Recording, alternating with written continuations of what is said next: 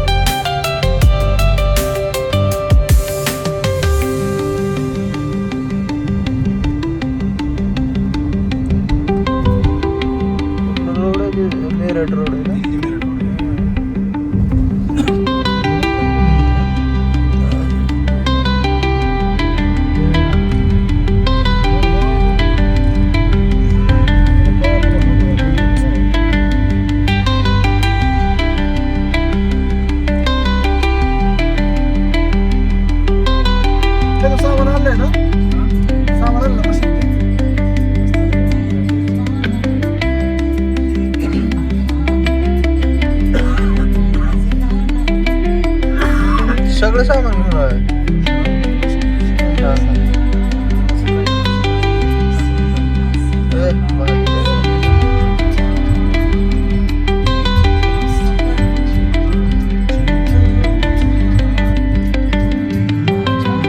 Toll नाका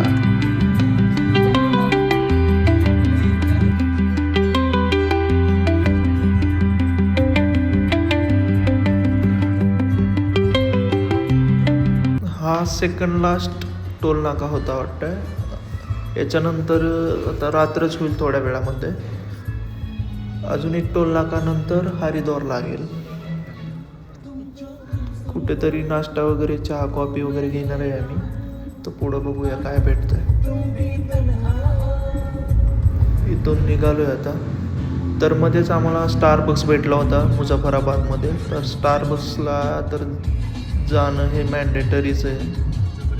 स्टारबक्सला तर कुठं पण गेलं तरी गेलंच पाहिजे. त्याच्यानंतर रात्र झाली आणि हे दाखवतं 70 किलोमीटर राहिलं होते हरिद्वार आणि 10 वाजेपर्यंत आम्ही तिथे पोचून जाऊ. रूम ऑलरेडी बुक आहे. डायरेक्ट जाऊन आम्ही तिथे झोपणार आहे. हा लास्ट टोल नाका आहे. त्याच्यानंतर हरिद्वारमध्ये आम्ही एंट्री करू आणि त्याच्यानंतर आम्ही तिकडे 2-3 मंदिर आहेत तिकडे जाणार आहे. हर की पौर्णिमेला तर सकाळी 6 वाजता आम्ही स्नानासाठी जाणार आहे आणि त्याच्यानंतर मानसादेवी मंदिर आहे तिकडे जाणार आहे. तर हे आम्ही सकाळी 6 वाजता आलो आहे इकडे हर की पौरीला. तर अद्भुत नजारा आहे इथला. गंगा नदी आणि घाट आणि काय ते मंदिर आहे. मन एकदम तृप्त होऊन जाते. बघू शकता तुम्ही काय नजारे. खूपच छान, खूपच छान. आणि दसरा असल्यामुळे खूपच जास्त गर्दी आहे आणि इकडे पण खूप स्वच्छता आहे. लोकांनी स्वच्छतेचं भान ठेवलेलं आहे. स्वच्छता खूप चांगली ठेवली आहे इकडे पण. सगळेजण स्नान करतात पण कुठं असं वाटत नाही की घाण करून ठेवले. हे पाणी क्लीन अँड क्रिस्टल क्लिअर पाणी आहे आणि ह्याच्यानंतर गंगा नदी 4-5 दिवसामध्ये सुकून जाते. ह्याच्यामध्ये पाणी नसतं. ते पण आपण व्हिडिओ नंतर पाहणार आहे आपण, कारण की हा खूप मोठा व्हिडिओ होणार आहे.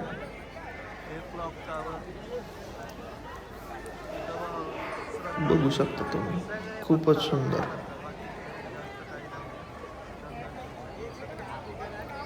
हे मंदिर आहे तिथले. हे पाणी क्रिस्टल क्लिअर. आता व्हिडिओमध्ये वाटत नाही पण एकदम क्रिस्टल क्लिअर आहे. काही घाण नाही, काय नाही, काय नाही. एकदम क्रिस्टल क्लिअर पाणी आहे ते.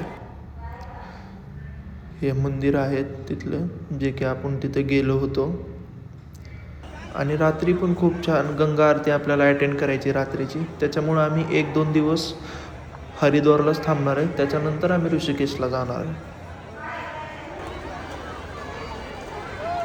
नजारे तुम्ही बघू शकता कसे नजारे. हरिद्वारला 100% माणसाने एकदा तरी जीवनामध्ये आलंच पाहिजे.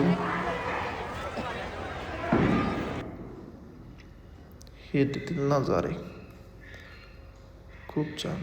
त्याच्यानंतर स्नान करून दुपार झाली होते. ऑलरेडी आम्ही खूप थकलेलो होतो कारण की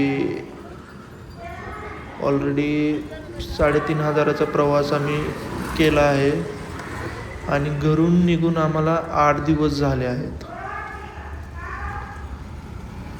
त्याच्यामुळे माझी तर काही इच्छा नव्हती आणि माझा मित्र त्याची पण काही इच्छा नव्हती चालण्याची. आम्ही दोघं पुढे चाललो आहे आणि दोघं पाठीमागून येत आहेत.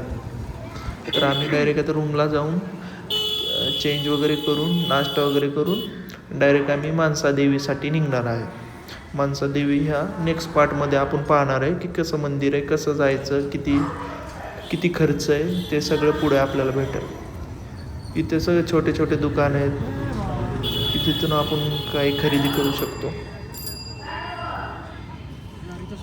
इथपर्यंत सोडतात, इथून आपल्याला चालत जायला लागतं.